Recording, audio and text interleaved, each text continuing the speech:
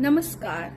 मैं आपसे एक गंभीर समस्या आप लोगों के सामने चर्चा करना चाहती हूँ और आप लोगों से कुछ सजेस्ट भी चाहती हूँ, सुझाव भी चाहती हूँ कि नारी का जीवन बहुत अलग है, क्योंकि मैं स्वयं नारी हूँ। तो वो बहुत कुछ सहन कर लेती है। हर चीज को आप सोच लें, जब नारी जो है वो अपने बचपन में अपने परिवार में रहती है, उसको लगता है ये मेरा परिवार है, नहीं, लेकिन उसका परिवार उसकी ससुराल होता है। ठीक है, माँ बाप उसकी शादी कर देते हैं, ये भी सही है, लेकिन जब वो माँ बाप से अलग होकर अपने परिवार में अपनी ससुराल जाती है तो वो हर किसी को अपना समझती है, पति को, क्योंकि आपको संस्कार अपने माँ बाप से मिले हैं, तो पति को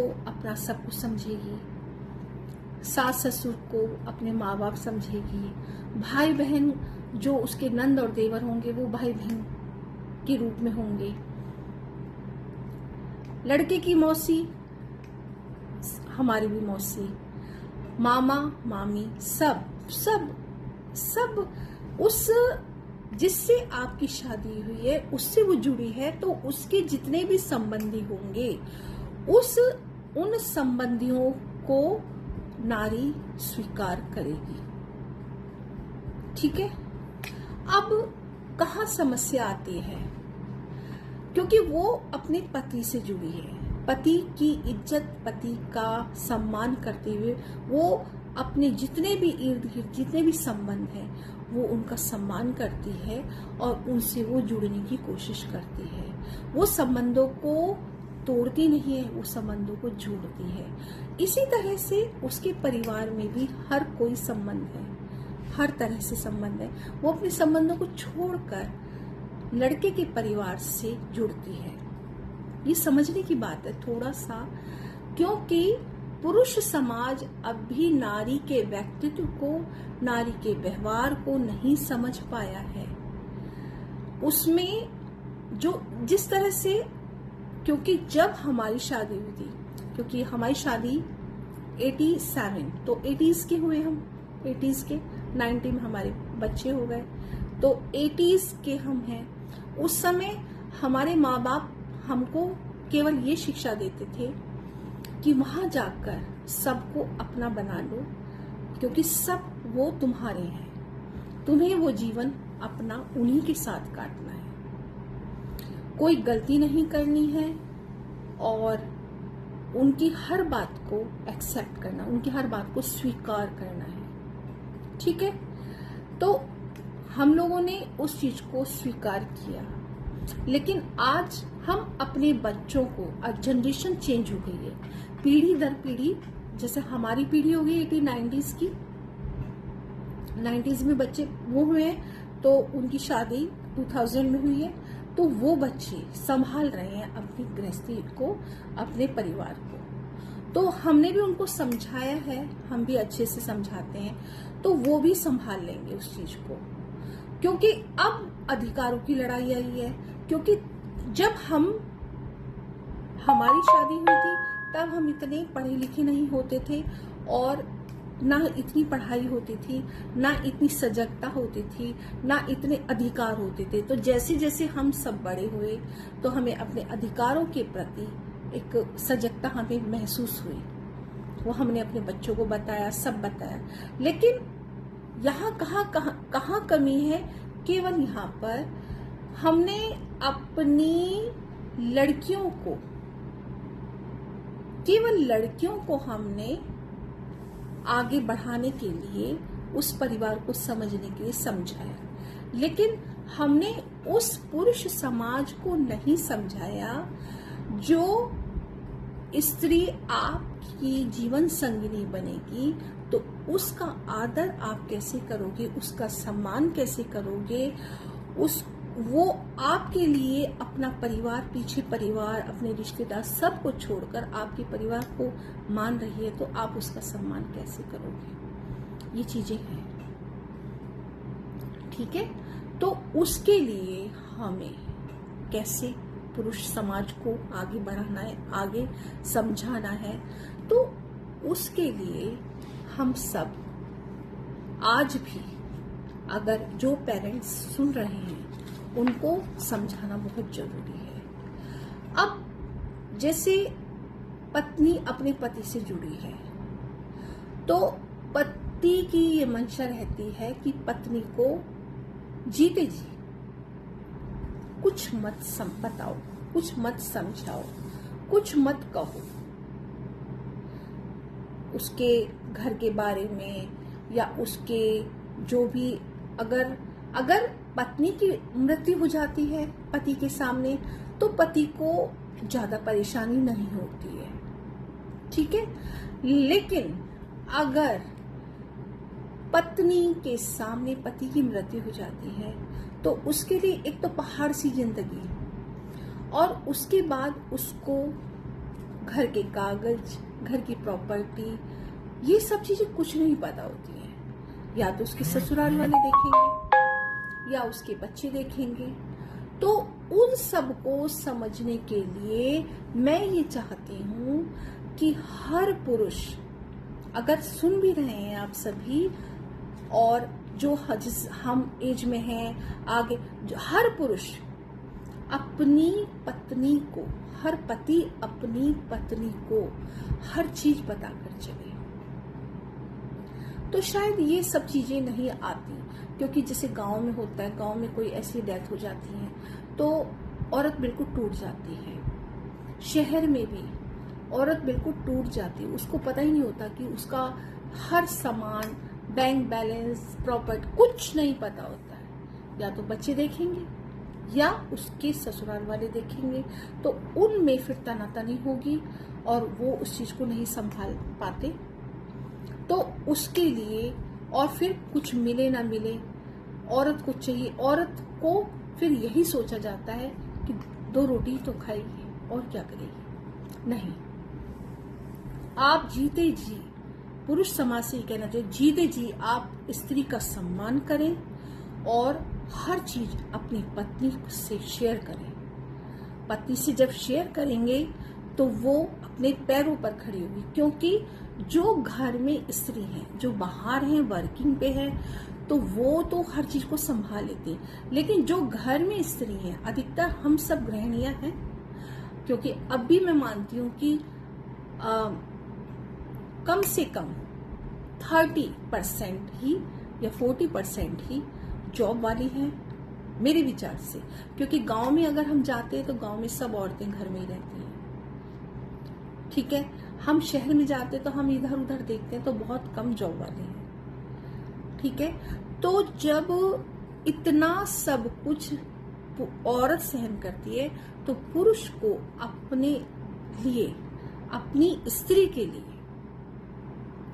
उसको शक्ति देने के लिए, उसको आत्मसम्मान देने के लिए, उसको पैरों पर खड़ा होने के लिए, जो घर में लेडीज हैं उनको प्लीज सब चीजें बताएं, साथ में लेकर जाइए और साथ में लेकर बताएं कि बैंक में ये सब चीजें हैं, प्रॉपर्टी आपकी इतनी है, मेरे बाद ऐसा करना है। क्योंकि 50 और 60 के बाद हम लोगों की एज का कुछ नहीं पता रहता है, ठीक है ना।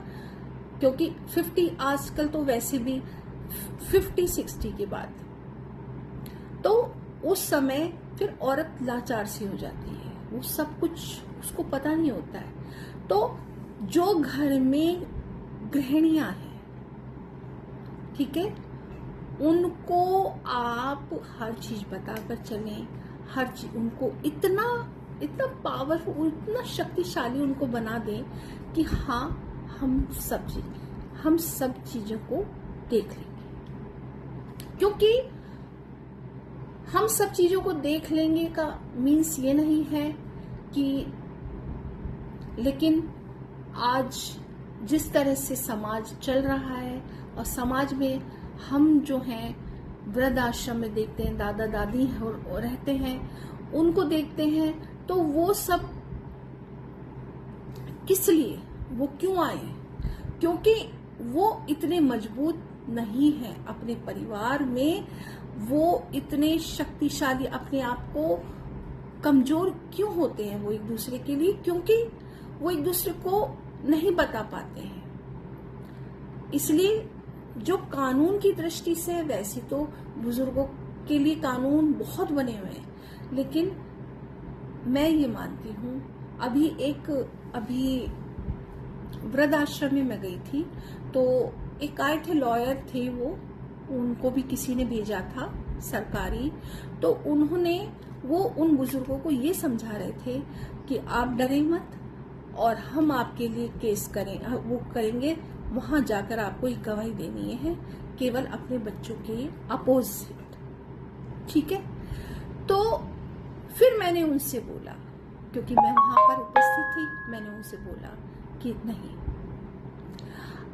ये दादा दादी जो हमारे इस आश्रम में है, वो अपने बच्चों से अलग होकर यहाँ रह रहे हैं, लेकिन आज भी वो आशीर्वाद, दुआ, प्रार्थना केवल अपने बच्चों के लिए कर रहे हैं। तो वो भला जाकर कटघरे में खड़े होकर अपने बच्चों के अपोजिट केवल एक प्रॉपर्टी लेने के लिए वो नहीं दे पाएंगे। उनकी आंखों में आंसू थे जब मैंने ये बात कही, और वो दादी बोली कि हाँ बेटा, हम नहीं जा सकते, क्योंकि हम अपने बच्चों के मतलब उनके लिए हम सोच भी नहीं सकते कि हम उनके लिए कोई गवाही दें। तो ये सारी चीजें, एक आपको लगता नहीं है कि समाज कहां पहुंच रहा है? इसलिए पत्नी हमेशा शक्तिशाली होती है। जब शादी होती है तो पत्नी ही अपने पति को लेकर हर चीज में आगे आगे रहती है, और वो हर चीज को एक्सेप्ट करके, स्वीकार करके पति के संग चलती है। तो पति को भी अपनी पत्नी के संग साथ चलकर उसको हर चीज में मजबूत कर दे, जिससे उसको ये ना लगे कि आज हम दोनों हैं, कल हमारा साथ अगर छूट गया तो हम क्या करेंगे, मैं क्या करूंगी।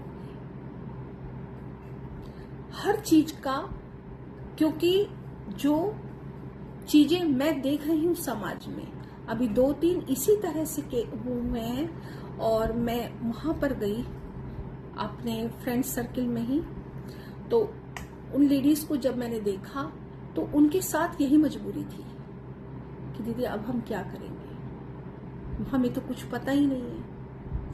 तो ये जो चीज है, हमें कुछ पता नहीं है, तो ये और पति को ये लगता है, हम सब डिस्कस भी कर रहे थे, फिर बाद में हम जितनी फ्रेंड्स थे तो हम लोग आपस में बात कर रहे थे, तो वो भी यही कह रही थी कि दीदी हमें भी कुछ नहीं मालूम है, और सच बताऊं तो मुझे भी अभी कुछ नहीं मालूम। तो यही चीजें हैं कि पति अपनी पत्नी से क्यों छुपाते हैं हर चीज। नहीं छुपाना चाहिए, वो आपके साथ है, हर चीज को बताओ, मजबूत करो उसको। बैंक, आपका प्रॉपर्टी, आपके कागज, आपके घर के कागज, आपकी सब चीजें बता दो, अच्छे से बता दो।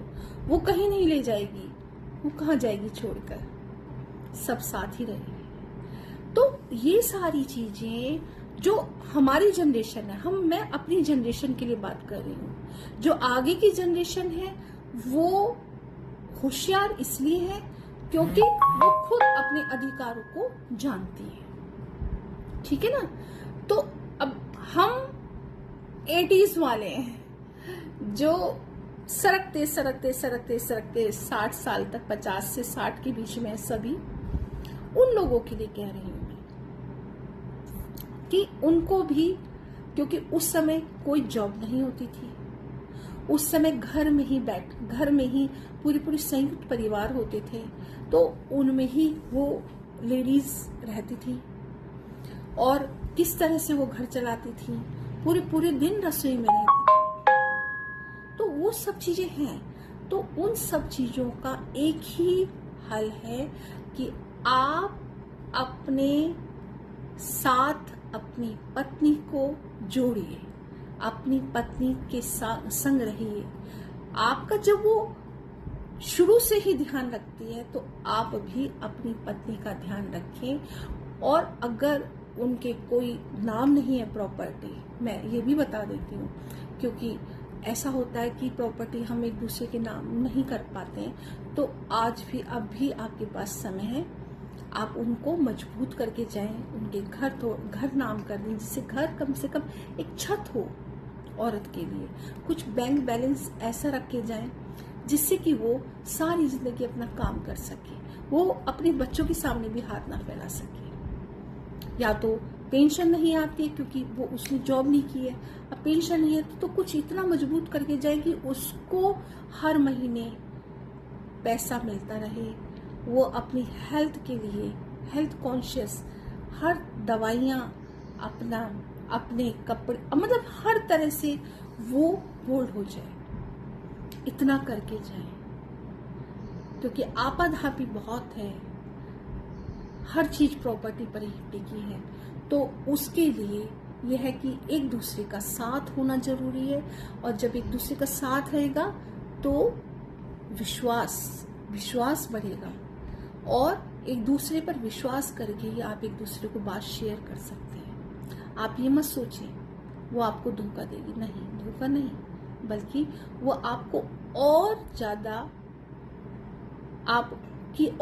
केयर करेगी, क्योंकि उसके अंदर एक शक्ति आ जाएगी, आत्मशक्ति। वो आत्मशक्ति वो होगी कि हाँ, मैं कुछ कर सकती हूँ। तो इसीलिए हर पति को अपनी पत्नी का ध्यान रखना चाहिए और उसके लिए कुछ ना कुछ सोचना चाहिए। धन्यवाद।